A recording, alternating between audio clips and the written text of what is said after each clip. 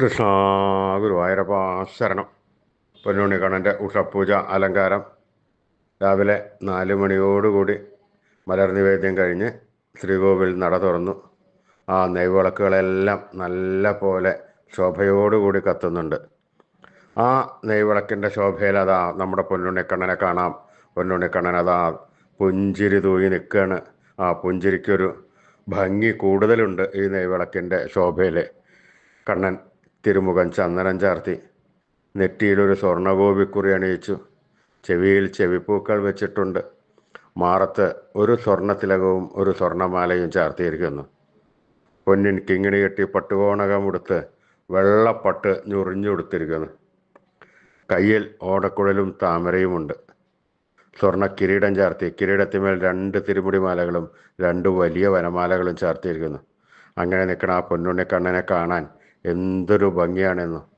ആ സച്ചിദാനന്ദ കട്ടയെ കണ്ട നിമിഷം ഭക്തന്മാരെല്ലാവരും അതാ സോപാനപ്പടിയുടെ അടുത്തേക്ക് ഓടി ഓടി നാമം ചൊല്ലി അതാ ഓടി നടക്കുന്നു. ആ സോപാനപ്പടിയിൽ നിന്ന് ശ്രീ ഗുരുവായൂരപ്പനെ കൺകുളിർക്കെ കണ്ട് അതാ ആ കണ്ണൻ്റെ അനുഗ്രഹത്തിനായി തൃക്കാൽക്കൽ വീണ് നമസ്കരിക്കണോ, പ്രാർത്ഥിക്കണോ. കണ്ണൻ അവരെ എല്ലാവരെയും അനുഗ്രഹിക്കുന്നുണ്ട്, അതുറപ്പാണ്. ആ പൊന്നുണ്ണിക്കണ്ണൻ്റെ ആ ദിവ്യരൂപം നമുക്കും നമ്മുടെ മനസ്സിലേക്കൊന്ന് ആവാഹിച്ച് ആ പൊന്നിൻ കിങ്ങിണി കെട്ടി പട്ടുകോണകമെടുത്ത് വെള്ളപ്പട്ട് ഞൊറിഞ്ഞെടുത്ത് കയ്യിൽ ഓടക്കുഴലും താമരയും പിടിച്ച് സർവാഭരണ വിഭൂഷിതനായി പുഞ്ചിരി തൂകി നിൽക്കുന്ന ആ കണ്ണനെ നമുക്കും നമ്മുടെ മനസ്സിലേക്കൊന്ന് ആവാഹിക്കാം, അവിടെ പ്രതിഷ്ഠിക്കാം. ആ കണ്ണനെ കുറച്ചു നേരം താലോലിച്ച് ഒരു മുത്തം കൊടുത്ത് ആ കണ്ണൻ്റെ തൃക്കാൽക്കൽ വീണ് നമസ്കരിക്കാം. ഹരേ ഗുരുവായൂരപ്പ. ആ കണ്ണൻ നമ്മളെല്ലാവരെയും അനുഗ്രഹിക്കുന്നതാണ്, അതുറപ്പാണ്.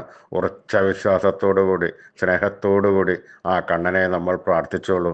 ആ കണ്ണൻ 10 മടങ്ങ് വേഗതയോടുകൂടി കണ്ണൻ നമ്മുടെ അടുത്തേക്ക് ഓടിയെത്തി നമുക്ക് വേണ്ട സമയത്തെല്ലാം വേണ്ടതെല്ലാം വാരിക്കോരി തന്ന് കണ്ണൻ അനുഗ്രഹിക്കും, അതുറപ്പാണ്.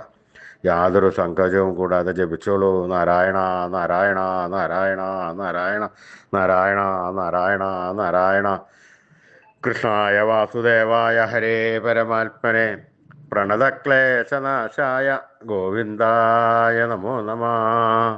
കൃഷ്ണായ വാസുദേവായ ഹരേ പരമാത്മനെ പ്രണതക്ലേശനാശായ ഗോവിന്ദായ നമോ നമഃ.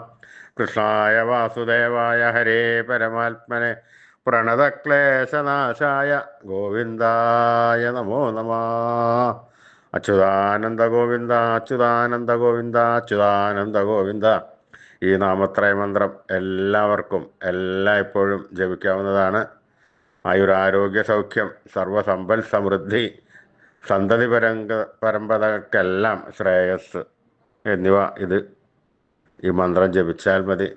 ഋഷീശ്വരന്മാർ തലമുറകൾക്ക് മുന്നോടെ നമുക്ക് ജപിച്ച് തന്ന ഒരു അമൂല്യ നിധിയാണ് ഈ മന്ത്രം. ഈ മന്ത്രം നിത്യ ഉപാസനയ്ക്ക് ഉപയോഗിച്ചാൽ അത്യുത്തമമാണ്. അപ്പോൾ എല്ലാവരും അച്യുതാനന്ദ ഗോവിന്ദ അച്യുതാനന്ദ ഗോവിന്ദ അച്യുതാനന്ദ ഗോവിന്ദ ജപിച്ചോളൂ, ഒരു സങ്കോചവും വേണ്ട കേട്ടോ. അച്യുതാനന്ദ ഗോവിന്ദ അച്യുതാനന്ദ ഗോവിന്ദ അച്യുതാനന്ദ ഗോവിന്ദ അച്യുതാനന്ദ ഗോവിന്ദ അച്യുതാനന്ദ ഗോവിന്ദ അച്യുതാനന്ദ ഗോവിന്ദ.